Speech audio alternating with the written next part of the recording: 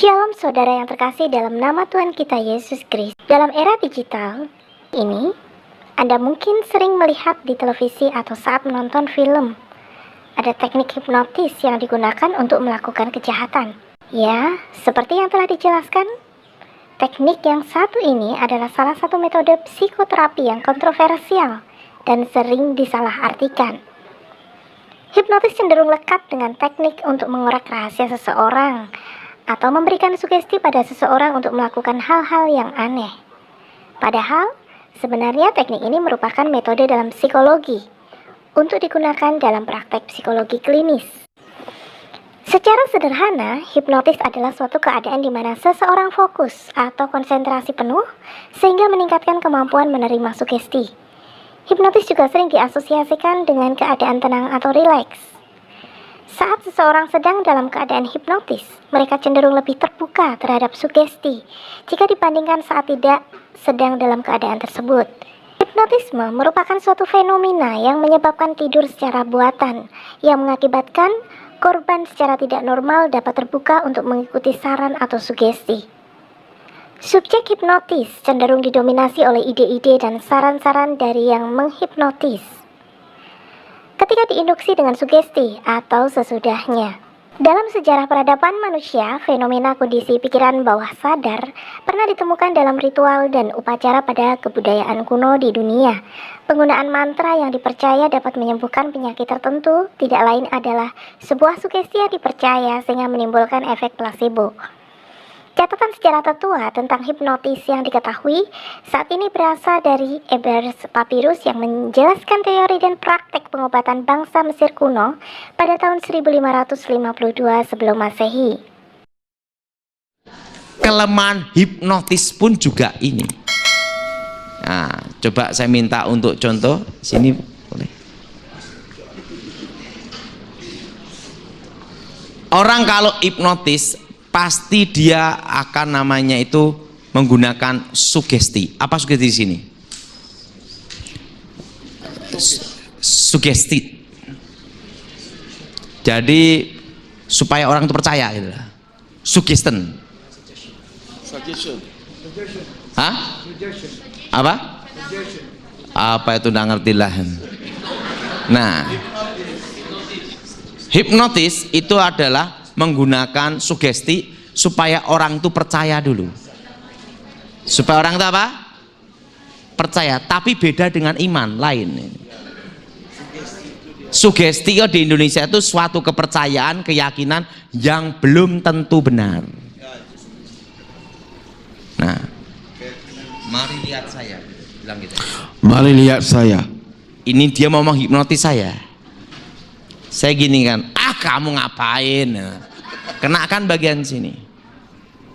Maka dia akan terhipnotis ilmunya sendiri. Karena kekuatannya dari sini. Langsung kita ganti mana? Mana uang kamu? Ingat, kelemahan hipnotis kalau dipegang bagian sini. Karena disinilah namanya konsentrasi. Nah, kelemahan kalau gendam itu ada menawarkan barang dulu. Saya perlu uang ringgit, mau tukar, apa boleh? Boleh. Ngomong boleh. Saya perlu uang ringgit. Boleh. Boleh. Begitu dia ngomong boleh, saya tepuk gini. Kanan kiri sama aja. Bagian sini dekat dengan leher. Leher dekat dengan otak kecil. Alam bawah tidak mungkin ke sini, sarafnya kejauhan. Nah, kalau kelemahan gendam, tepuk sini, balas tepuk. Netral.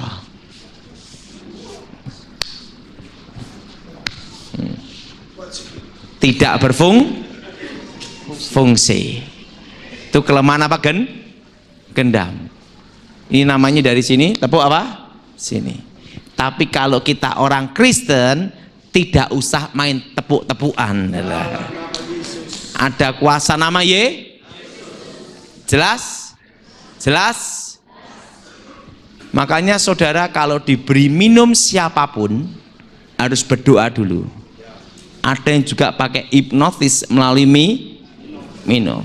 Doakan dulu, darah Yesus sucikan. Oke, terima kasih pendeta.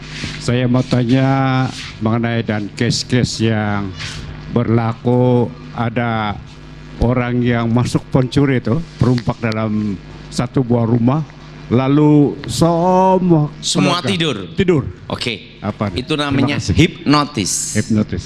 Terima kasih. Nah, namanya kalau di sini namanya pukau. Kalau di Jawa namanya sirep. Tes.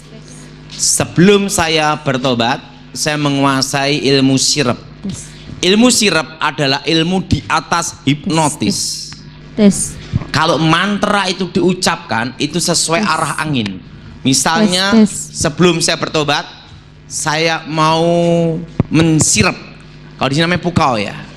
Satu kampung yang menghuni ada kira-kira 10.000 orang. Maka saya akan baca mantra sesuai arah angin itu. Tepat jam 12 malam. Satu bandar, satu kampung pasti tidur semua. Tidak akan bangun satu pun. Sampai mantra itu saya tarik kembali, baru boleh bangun. Nah, supaya tidak boleh kepukau, yang pertama ini, makanya sudah harus berdoa setiap hari. Itu semua, darah Yesus sucikan tempat ini, darah Yesus bentengi, lindungi rumah ini. Itu supaya tidak kena pukau. Hanya cara itu yang bisa boleh menyelamatkan. Ada kuasa dalam darah Yesus. Itu namanya, kalau di Jawa namanya sirep. Yakobus 5 ayat 17 sampai dengan 20. Elia adalah manusia biasa sama seperti kita, dan ia telah bersungguh-sungguh berdoa supaya hujan jangan turun, dan hujan pun tidak turun di bumi selama 3 tahun dan 6 bulan. Lalu ia berdoa pula, dan langit menurunkan hujan, dan bumi pun mengeluarkan buahnya. Saudara-saudaraku, jika ada di antara kamu yang menyimpang dari kebenaran, dan ada seorang yang membuat dia berbalik, ketahuilah bahwa barang siapa membuat orang berdosa berbalik dari jalannya yang sesat, ia akan menyelamatkan jiwa orang itu dari maut dan menutupi banyak dosa.